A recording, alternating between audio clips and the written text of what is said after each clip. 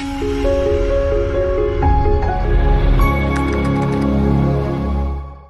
guys, I'm Pranav, a mentor at AccuJob, and today's video is going to be about explaining dynamic programming to you in around 7 minutes. So dynamic programming ना first year से ही मैं देख रहा हूँ कि it has been overhyped to बहुत ज़्यादा potential की बहुत मुश्किल होता है. A lot of people get stuck in the beginning only, नहीं हो पाएगा, and you have to dedicate weeks to it ऐसे to get good at it. But like after doing it, I realized one thing कि जो core concept है dynamic programming का, that is very simple. ठीक है, तो आज हम ट्राई करेंगे कि अंडर 10 मिनट्स आपको पूरा एक्सप्लेन कर दिया डायनेमिक प्रोग्रामिंग कैसे वर्क करता है, राइट.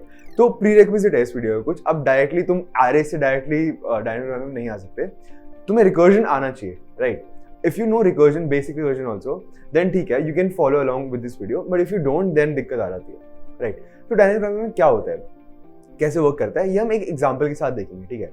डायनेमिक प्रोग्रामिंग की जो डेफिनेशन होती है, it's basically solving overlapping sub problems and simplifying that to increase time efficiency, right. ये बहुत ऐसी कॉम्प्लेक्स सी डेफिनेशन होती है, बट एग्जांपल के साथ समझते हैं. तो एग्जांपल में पहले हम लेते हैं फिबोनाची सीरीज क्या होता है. तो फिबोनाची सीरीज में क्या होता है कि जो नंबर्स होते हैं ना, they are the addition of the previous two numbers. तो जैसे फर्स्ट नंबर होता है 0, देन 1, देन आता है एक और 1 क्योंकि 0 + 1 = 1, देन आता है 2 बिकॉज 1 + 1 = 2, राइट. ऐसे 2 + 1 = 3, तो 3 अगला आएगा. तो ऐसे एक सीरीज होती है. इसका जनरल फॉर्मूला होता है f(n) = f(n-1 + f(n-2), राइट. तो ये फिबोनाची सीरीज होती है.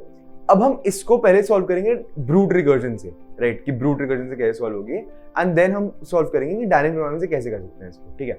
तो ब्रूट रिकर्जन अपने दिमाग में सोचो तुम, राइट. बहुत आसान रिकर्जन है इसका. तुम अभी एक फंक्शन पे आए तो तुम उसको बोलोगे कि अगर मेरे पास अभी n है तो मेरे को ये तुम लाके दो कि f(n-1 + f(n-2) मेरे को लाके दो, राइट. एंड तुम एक बेस केस बना दोगे. बेस केस क्या है कि जो 0th element is 0 and the first element is 1, right. ये बेस केस तुमने बना दिया, एंड देन तुम कॉल करते रहोगे रिकर्जन को 2, 3, 4 जिसके लिए भी तुम्हें कॉल करना है तुम करते रहोगे. तो एक एग्जांपल लेते हैं. You would be seeing f(5) का एग्जांपल, राइट. हम f(5) कैलकुलेट करेंगे इसमें. तो f(5) में कैसे कैलकुलेट करेंगे हम कि 5 में हमने पहले उसको डिवाइड करा 4 और 3 में, राइट. एंड देन हमने 3 को फर्दर डिवाइड किया 2 और 1 में, एंड देन हमने 2 को 1 और 0 में डिवाइड किया. एंड सिमिलरली इस साइड पे जो हम डिवाइड कर रहे हैं 4 को भी 3 एंड उसमें करोगे आप 2 में, एंड देन 3 को वापस से आप करोगे 2 और 1 में, एंड देन 2 को भी आप 1 और 0 में करोगे, राइट. तो आप इसमें देख रहे होगे कि बहुत ज्यादा चीजें रिपीट, बहुत ज्यादा नोट्स रिपीट हो रहे हैं. 2 रिपीट हो रहा है बहुत बारी, 3 रिपीट हो रहा है बहुत बारी.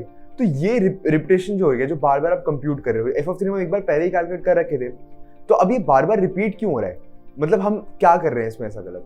बहुत कॉमन सेंस की बात है. जैसे हमने अगर हम निकाल रहे हैं 10 + 5, 15 हमने निकाल रखा है, एंड हमें अब निकालना है 10 + 5 + 7, तो तुम 15 + 7 करोगे ना, राइट. वापस से 10 + 5 + 7 थोड़ी करोगे, तो 15 + 7 करोगे तुम. तो अगेन इसमें भी यही कॉन्सेप्ट है कि f(3) तुम पहले निकाल चुके हो, तो तुम बार बार क्यों निकालोगे उसको. f(2) तुम पहले निकाल चुके हो, तुम बार बार क्यों निकालोगे उसको, राइट. तो डायनेमिक प्रोग्रामिंग इधर आता है. Here is where it plays a part, right. तो डायनेमिक प्रोग्रामिंग अब क्या होगा कि f(3), f(2) एंड f(1) को हम ऑलरेडी स्टोर कर रखे हैं. तो अब हम जब f(4) कंप्यूट कर रहे हैं, जब हमने 4 कंप्यूट किया और हमने 3, 2, 1 कहीं देखे नहीं थे, अभी तक हमने एनकाउंटर नहीं किया था इनको, तो हम पहली बार सबको कैलकुलेट करेंगे यूजिंग रिकर्जन, राइट. तो 3, 2, 1, 0 हमने सारे कैलकुलेट करे. 1 और 0 तो बेस केस है, 3 और 2 हमने वापस से कैलकुलेट किया क्योंकि पहली बार देख रहे हैं हम, तो हमें पता नहीं कि इसकी क्या वैल्यू है, एंड हमने इसको किसी एरे में स्टोर कर लिया. एरे में 4th इंडेक्स पे हमारे पास स्टोर्ड है कि 4 की वैल्यू क्या है, f(4) की वैल्यू क्या है. एरे के 3rd इंडेक्स में हमारे पास स्टोर्ड है कि f(3) की वैल्यू क्या है, राइट. ये हमने we have stored this. Now what do we do. जब वापस आएगा आपका, इस डायग्राम में भी आप देखोगे 3 वापस बहुत 2 बार ही आ रहा है, राइट. तो 3 जब इतनी बार रिपीट हो रहा है, जब दूसरी बार रिपीट हो रहा है, तो हमारे पास ऑलरेडी स्टोर्ड है. एक बार हम एक ट्री को ट्रैवर्स कर चुके हैं, राइट. तो अब वापस से हम उसको नहीं करेंगे ट्रैवर्स, वापस से हम 3 की वैल्यू कैलकुलेट नहीं करेंगे. तो आप 3 को कैलकुलेट कर चुके हो, तो आपने कहीं स्टोर कर रखा है एक एरे में जिसके 3rd इंडेक्स में पड़ा है f(3). जब आपके पास वापस 3 आया अपने फंक्शन में, रिकर्जन फंक्शन में, तो f(3) कैलकुलेट करना हुआ आपको, तो आप सिंपली बोलोगे कि f(3) की वैल्यू ऑलरेडी स्टोर्ड है, तो मैं पूरा वापस से रिकर्जन फंक्शन कॉल नहीं करूंगा. जब आपने ये किया तो आपकी टाइम कॉम्प्लेक्सिटी बहुत ड्रास्टिकली इंप्रूव हो गई.